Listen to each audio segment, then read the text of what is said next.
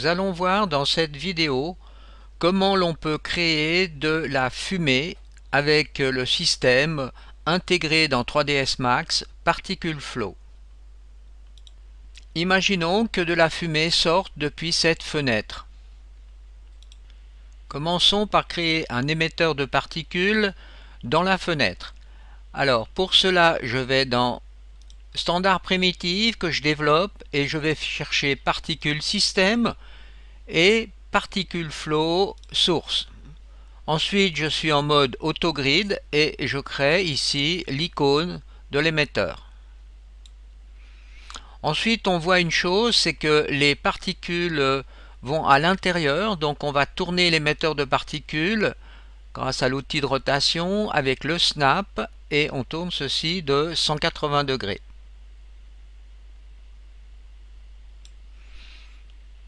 À ce moment-là, les particules sortent de la maison.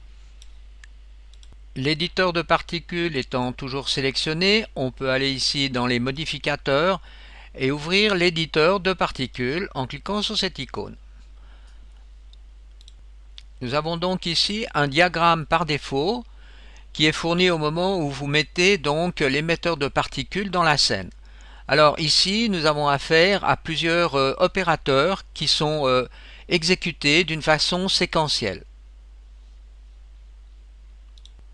Le premier module de la liste, qui est la naissance des particules, nous permet donc d'agir sur la sortie des particules depuis l'émetteur. Alors là, par exemple, on constate que on a des particules qui partent depuis le temps 0, donc par rapport donc à la timeline.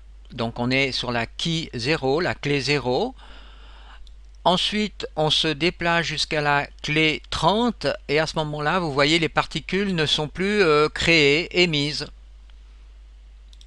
Donc, dans le cas de notre fumée, nous allons faire une première chose. Nous allons créer des particules à moins 30, à la clé moins 30, pour qu'au moment où l'on franchisse la fenêtre, les particules sont déjà créées. Ensuite, le point de finition de l'émission des particules va être par exemple à la clé 100 qui correspond au temps de la timeline, donc 100 clés.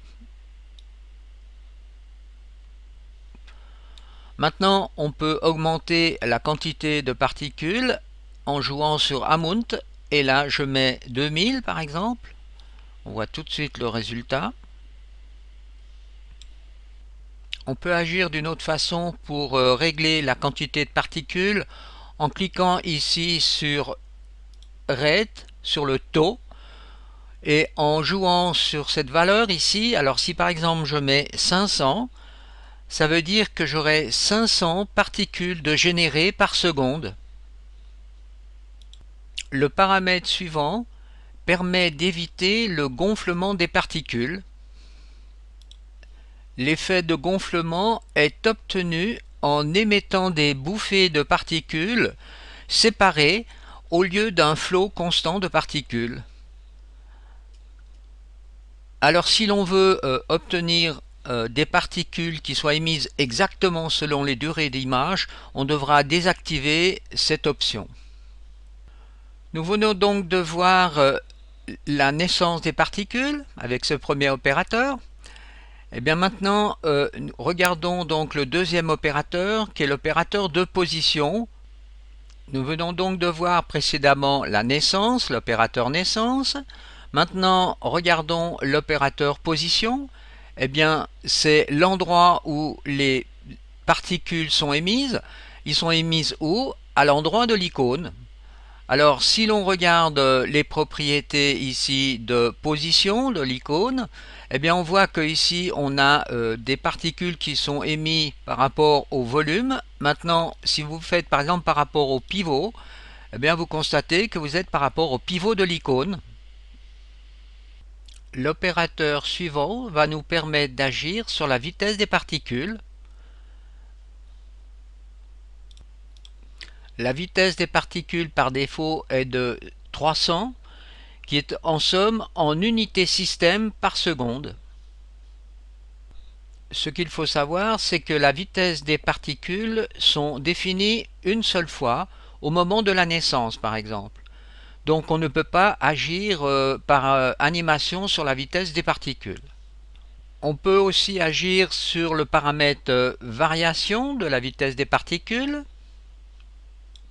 Si par exemple on met donc la vitesse à 300 et la variation à 100, comme on utilise un nombre aléatoire entre -1 et 1 que l'on multiplie à la vitesse, eh bien dans cet exemple, la vitesse de chaque particule sera comprise entre 200 et 400.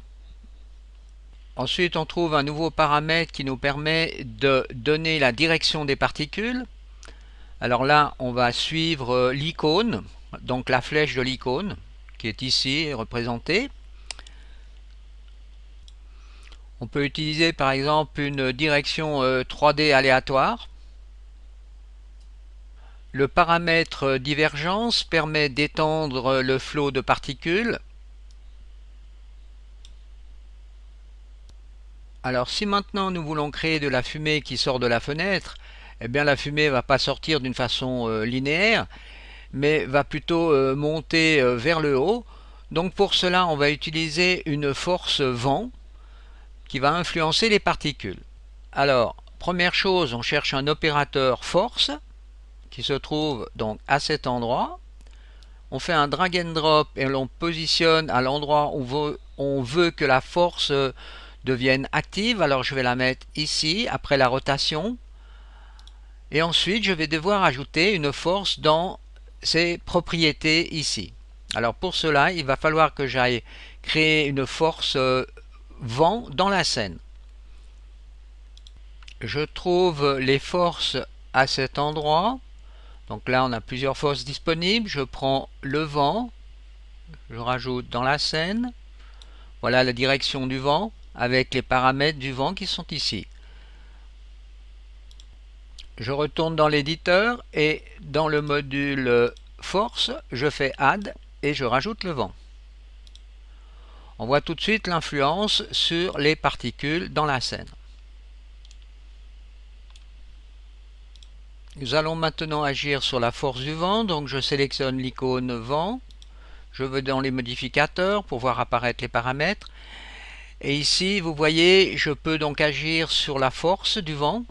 Alors je vais lancer donc une simulation et agir sur la force. Voilà, je vais mettre une force beaucoup plus petite. Donc là, c'est un petit peu plus réaliste pour une fumée, donc elle monte relativement lentement.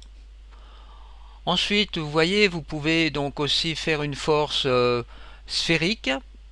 Donc ceci va avoir plus de réalité, de réalisme au moment où on va se tourner autour de la maison.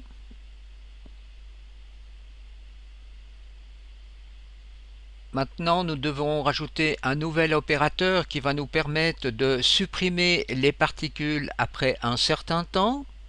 Alors, je vais chercher l'opérateur delete que je rajoute à cet endroit. Et je vais choisir ici la suppression des particules par rapport à leur âge.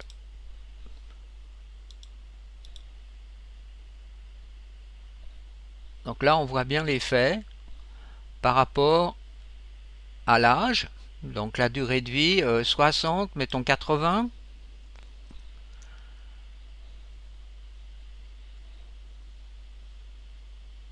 Pour créer la fumée, il va nous falloir ajouter une texture aux particules. Mais avant toute chose, nous allons regarder comment l'on peut aussi visualiser la forme dans le preview. Alors vous voyez ici, si je clique sur display, eh bien je peux donc émettre des petites croix ici, mais je peux aussi choisir d'autres formes, comme par exemple géométrie. À ce moment-là, eh bien vous voyez, j'émets des petits cubes qui sont en somme indiqués à cet endroit. Donc là, voici les cubes. Là, je peux augmenter, vous voyez la grandeur des cubes. Donc ceci est une façon de visualiser différemment les particules. pour obtenir des effets tels que la fumée, le feu, l'eau, des bulles ou des flocons de neige, eh bien on doit utiliser une technique légèrement différente, c'est-à-dire qu'on ne va pas utiliser des formes en 3D, mais des formes plates qui sont dirigées en direction soit d'un objet ou bien vers une caméra. Alors on va substituer donc le shape cube 3D par un shape par face. Voilà. Donc là je viens déjà de me mettre en mode vue caméra. Ensuite je vais augmenter donc les petites formes rectangulaires en agissant à cet endroit. Et là ici, si je choisis maintenant que les faces soient vues par la caméra, eh bien il faut déjà que je sélectionne la caméra dans la scène et je choisis la caméra. Donc voilà, maintenant on voit les petites faces par rapport à la vue de la caméra. Mais là on constate déjà une chose, c'est que les petites faces sont un peu orientées dans toutes les directions. Eh bien tout simplement parce que vous voyez ici on a une rotation des particules en 3D. Donc on peut supprimer en faisant delete. À ce moment-là, toutes les petites faces sont orientées vers la caméra. Maintenant, on doit créer une matière que l'on va appliquer sur cette petite face. On commence par ouvrir l'éditeur de matériaux. Ensuite, dans le viewport ici, on peut mettre un matériel du type standard.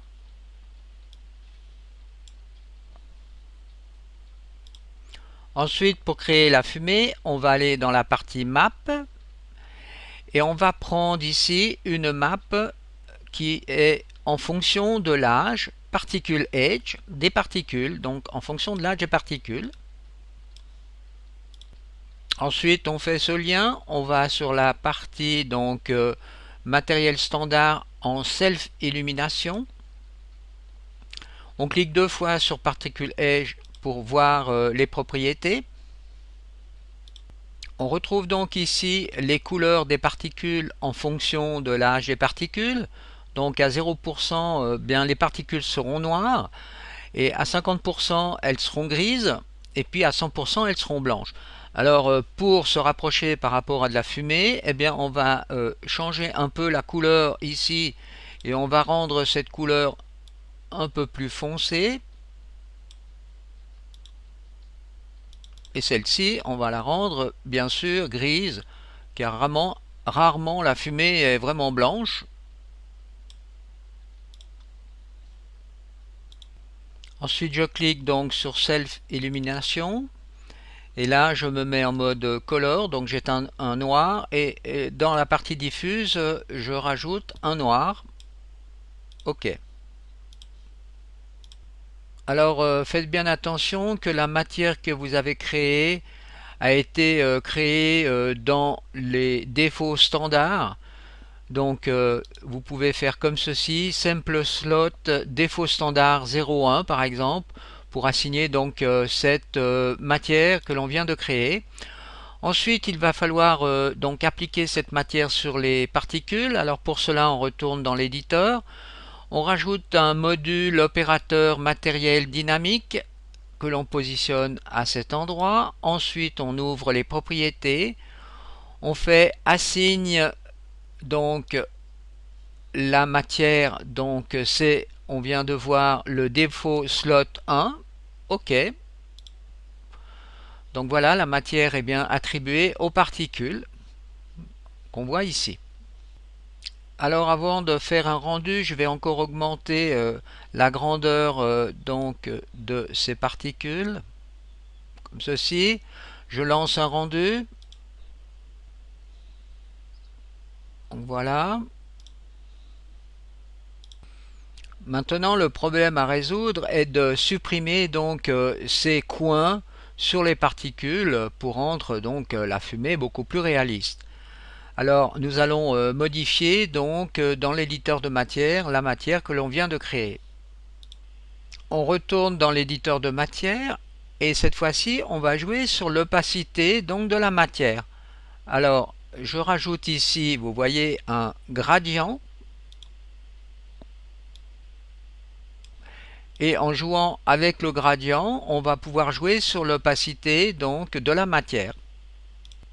On commence par changer la forme du gradient et rendre ce gradient plutôt que sur un plan, plutôt sphérique ou bien plus exactement radial.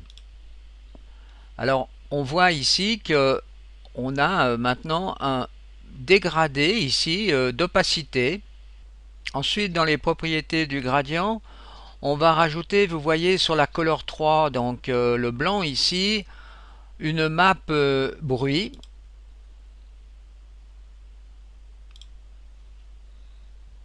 Donc voilà, on voit déjà ici l'effet.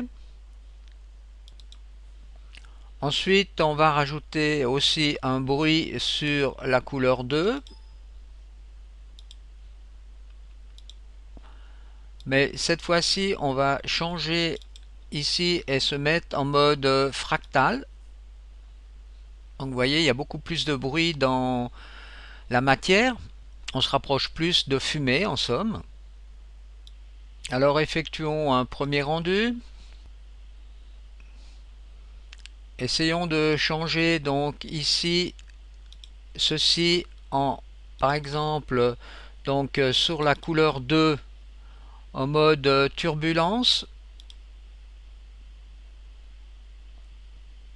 Je lance de nouveau un rendu. Et il faut faire différents tests jusqu'à ce que la fumée nous convienne. On peut peut-être encore améliorer le rendu en changeant, donc vous vous souvenez, le vent, pas le faire donc d'une façon sphérique mais plutôt planaire. Et puis ensuite, eh bien, on peut refaire un test. Nous venons donc de voir comment créer de la fumée. Maintenant, nous allons voir comment l'on peut créer le feu. Donc, première chose, je sélectionne le particule flow fumée. Je vais dans affichage et je fais donc je rends invisible donc le générateur de particules qui crée la fumée. Ensuite, je crée un nouveau particule flow, particule système, particule flow source, autogrid que je mets donc aussi au même endroit que la fenêtre.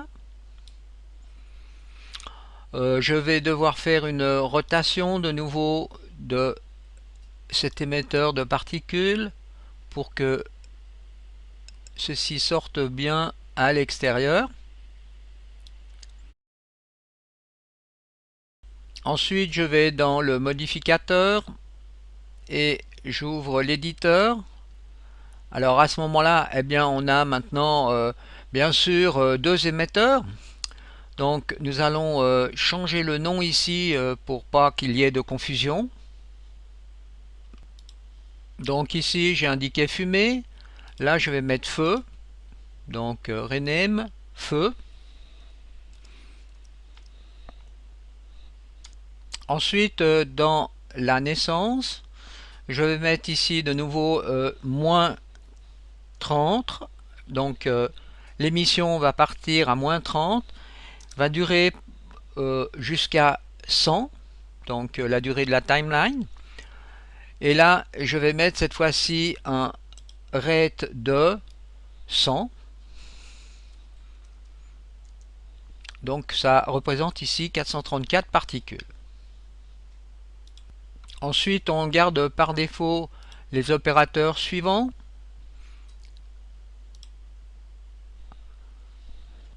Ensuite, on va rajouter donc une force comme précédemment pour la fumée.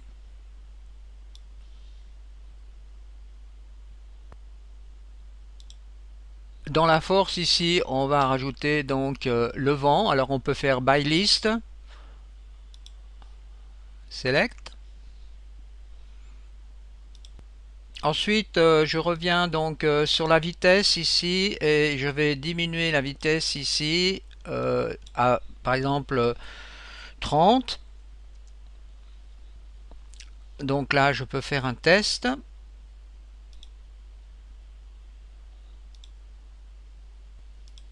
Ensuite, je vais changer donc le display ici et me mettre sur le type géométrie.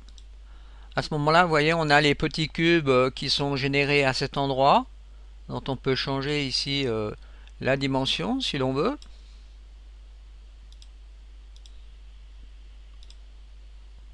Je crée ici une petite modification. Je vais mettre la rotation avant le changement de force.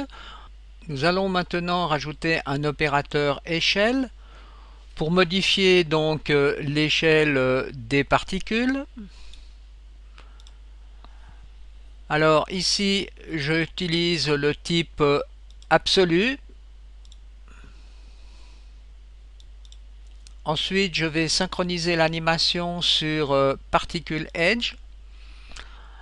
Et là, je vais me mettre en Auto-Key. Alors, sur la frame 0, eh bien, je vais avoir des particules à 100% d'échelle. Et par exemple, environ à 50 frames, je vais changer donc les particules, l'échelle, je vais mettre 0. Et donc là, on constate que les particules donc changent d'échelle.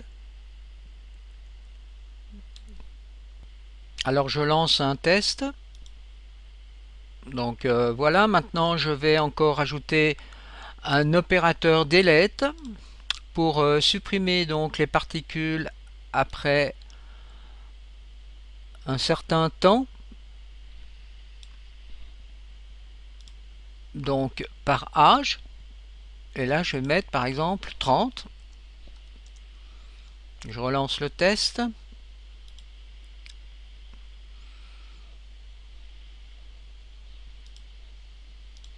Avant d'appliquer une texture donc sur ces cubes, nous allons créer une déformation des cubes pour rendre encore un peu plus de réalité à notre feu. Je vais dans les standards primitifs, je crée un box dont je donne beaucoup de segmentation. Par exemple 25. Ensuite, je rajoute dessus un modificateur sphérie, donc sphère. Voilà.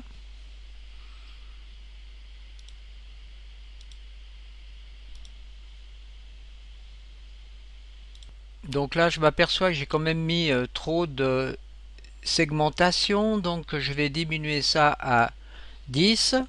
Ensuite, je vais rajouter au-dessus du modificateur sphère un modificateur de bruit pour déformer donc mon objet 3D.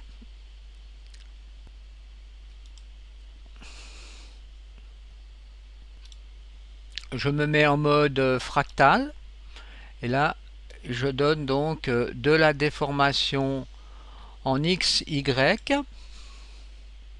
et Z. Alors je peux encore agir ici sur Seed.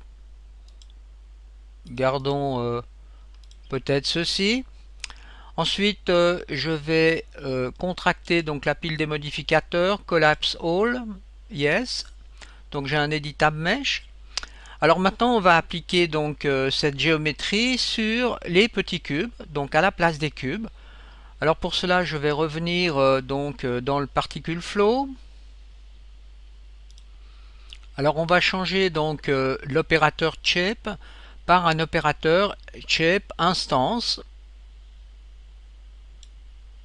Et ensuite ici eh bien on choisit donc la géométrie que l'on vient de créer. Voilà, maintenant elle est appliquée donc à l'émetteur de particules. Alors il va falloir qu'on change l'échelle. Alors on peut pratiquer comme ceci. On va changer ici l'échelle donc de la particule. Voilà, comme ceci par exemple. Alors faisons un test.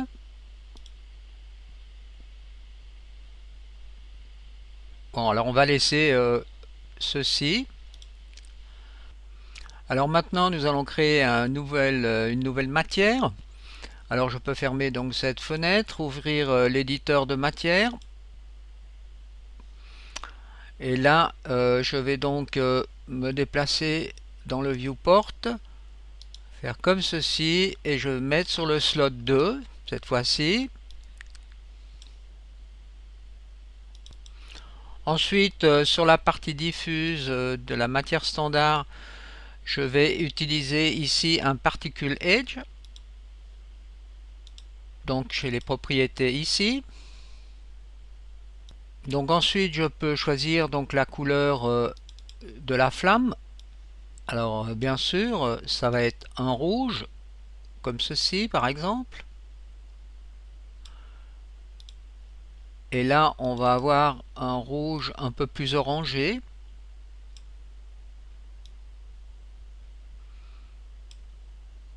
Et ensuite pour la couleur 3 on va garder un blanc. Ensuite on va créer sur la partie Self Illumination de la matière. On va choisir ici un smoke. Et là, on va mettre donc les couleurs suivantes. Alors ici, on va mettre un orange.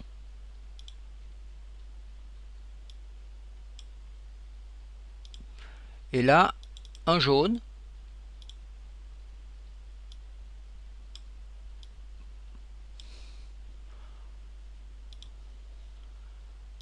Ensuite, sur la partie opacité, on va rajouter de nouveau un smoke.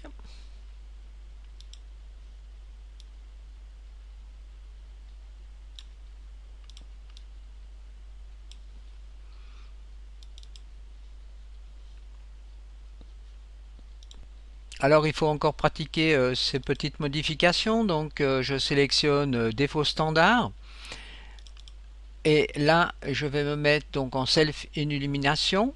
Donc là on voit que c'est devenu beaucoup plus clair. Et ensuite sur la couleur diffuse on va mettre de nouveau un rouge ici, car on commence avec un rouge. Donc voilà le résultat final. Je retourne donc dans l'éditeur Particle Flow pour rajouter donc de nouveau un matériel dynamique. Alors matériel dynamique que je mets après Delete. Et ici, je vais attribuer, donc assigner la matière que l'on vient de créer. Donc qui se trouve sur le slot 2. Ensuite, on peut lancer un premier rendu. Donc voilà les flammes. Donc on peut maintenant rajouter le deuxième émetteur de particules, donc la fumée. Alors